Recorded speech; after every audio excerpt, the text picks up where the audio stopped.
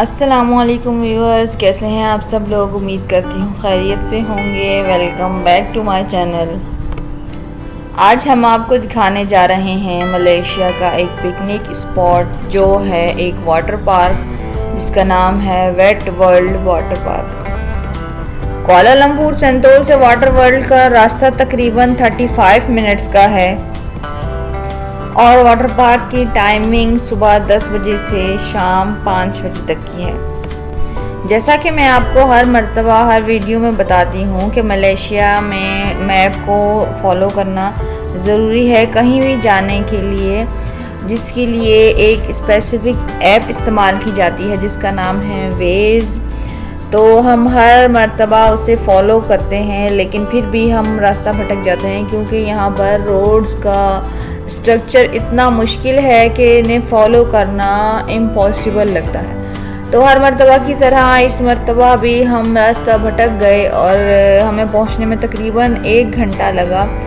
तो जैसे अगर आप रास्ता भटक जाते हैं तो आपको डाइवर्जन देता है मैप और किसी दूसरे रास्ते से लेके जाता है। तो इस बात का ख़ास तौर पर ख़याल रखें कि आप मैप पर रोड को फॉलो करते हुए ठीक रास्ते पर जाएं और बिल्कुल ध्यान से चलाएं। फिर तकरीबन 1 घंटे की ड्राइव के बाद हम अपने स्पॉट पर पहुंच गए और ये वाटर पार्क मलेशिया के दूसरी सिटी में है जिसका नाम है शाह आलम। ये सिटी भी बहुत खूबसूरत थी। यहाँ ग्रीनरी कुआलालंपुर से ज़्यादा थी और ख़ूबसूरत मनाजिर हम देखते हुए जा रहे थे। फिर हम अपने स्पॉट पर पहुँचे। हम जब वाटर पार्क पहुँचे तो तकरीबन 12 बज रहे थे और हमें वहाँ पर पार्किंग ही नहीं मिल रही थी। तो यहाँ पर लोग, जैसा कि मैं बताती हूँ कि सुबह जल्दी उठते हैं और हर जगह पर पिकनिक स्पॉट पर सुबह के टाइम ही और जल्दी ही रश हो जाता है।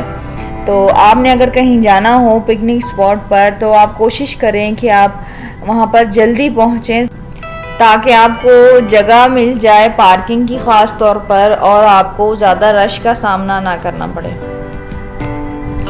इस स्पॉट पर हम वाटर पार्क पहुँच जाते हैं और जैसा कि मैंने आपको बताया था कि पार्किंग भी अवेलेबल नहीं होती, तो हमें पार्क बाहर रोड पर करना पड़ा और फिर हम पैदल चलकर अंदर गए वाटर पार्क तक। यहाँ पर किड्स की एंट्री टिकट है 32 रिंगिट एंड अडल्ट्स की है 37 रिंगिट और सीनियर सिटीजन्स की 20 रिंगिट है। और यहाँ पर किड्स जो 90 सेंटीमीटर से जिनकी हाइट कम है वो फ्री हैं। यहाँ पर रूल्स एंड रेगुलेशंस लिखे हुए हैं और कॉस्ट्यूम्स के बारे में भी लिखा हुआ है कि आप कौन से कॉस्ट्यूम्स पहनकर अंदर जा सकते हैं, क्योंकि नॉर्मल कपड़े पहनना यहाँ पर अलाउ नहीं। बल्कि मलेशिया में कहीं भी आप अगर स्विमिंग के लिए स्विमिंग पूल में जाते हैं या किसी वाटर पार्क में जाते हैं तो आपको स्पेसिफिक स्विमिंग सूट ही पहनना पड़ेगा। आप नॉर्मल कपड़े नहीं पहन के जा सकते। मुस्लिम्स के लिए भी स्विमिंग कॉस्ट्यूम डिस्क्राइब किया हुआ है जो मुस्लिम्स पहन सकते हैं। वाटर पार्क के अंदर इंटर होते ही एक शॉप है जहां पर आप स्विमिंग का सामान ख़रीद सकते हैं। शॉप के साथ ही एक काउंटर बना हुआ है जहां पर आप अगर हट लेना चाहते हैं रेंट पर तो आप ले सकते हैं। यहाँ 3 किस्म के हट हैं तो उसके मुख्तलिफ रेंट हैं। उसके बाद यहाँ पर लाइफ जैकेट भी रेंट पर मिलती है और वाटर ट्यूब भी रेंट पर मिलती है। यहाँ पर लॉकर भी रेंट पर मिलता है जिसमें आप अपना सामान रख सकते हैं, जिसके प्राइस हैं 20 रिंगिट और 30 रिंगिट जो मीडियम और लार्ज साइज़ का है। इसके साथ ही जो वाटर ट्यूब रेंट पर मिलती है उसका रेंट है 25 रिंगिट और सिक्योरिटी डिपॉजिट 25 रिंगिट है। तो जब आप ट्यूब वापस करेंगे तो आपको 25 रिंगिट जो सिक्योरिटी डिपॉजिट होगा वो वापस मिल जाएगा।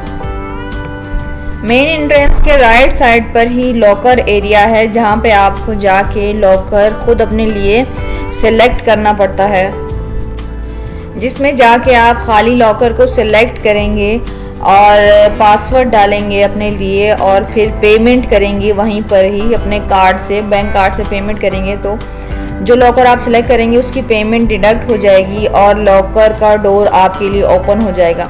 तो आपने अगर दोबारा लॉकर यूज़ करना है तो आप पासवर्ड इंटर करेंगे तो फिर से दोबारा आपका लॉकर इस्तेमाल के काबिल होगा।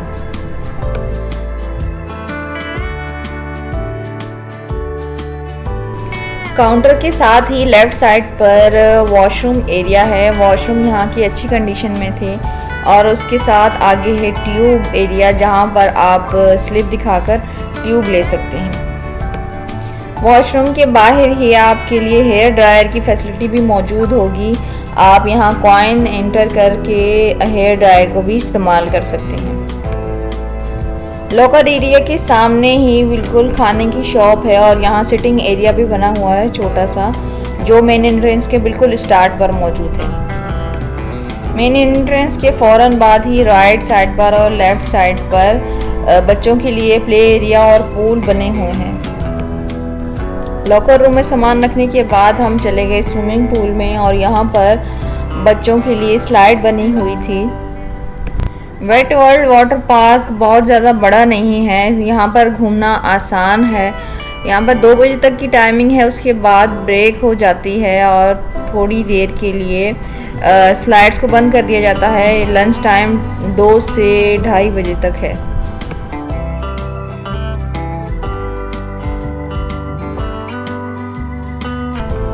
फिर यहाँ से हमने परचेज़ किए चिकन बर्गर, जो कि हमें मिला एक बर्गर 6 रिंगिट का और यहाँ पर कार्ड से पेमेंट का सिस्टम भी मौजूद है। फिर लंच टाइम ख़त्म होने के बाद हम चले गए स्लाइड्स की तरफ। हमने 2 ट्यूब्स परचेज़ की स्लाइड्स के लिए। यहाँ पर ज़्यादा स्लाइड्स नहीं हैं, तकरीबन 4 स्लाइड्स बड़ों की हैं जो ट्यूब्स के साथ ली जाती हैं और बाकी 2 स्लाइड्स हैं जो बच्चों की हैं, जो बिना ट्यूब के इस्तेमाल होती हैं। ये सबसे पहली स्लाइड है जो ज़्यादा ऊंची तो नहीं लेकिन बहुत ज़्यादा लंबी है। ये जिगजैग फॉर्म में बनी हुई है और इसमें ट्यूब के ज़रिए 2 बंदे आराम से स्लाइड पर जा सकते हैं।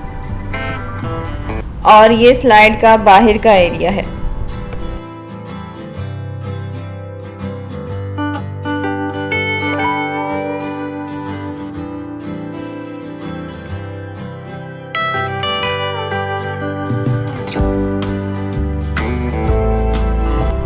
फिर हम गए नेक्स्ट स्लाइड पर जो बिल्कुल एंड पर थी वाटर पार्क के।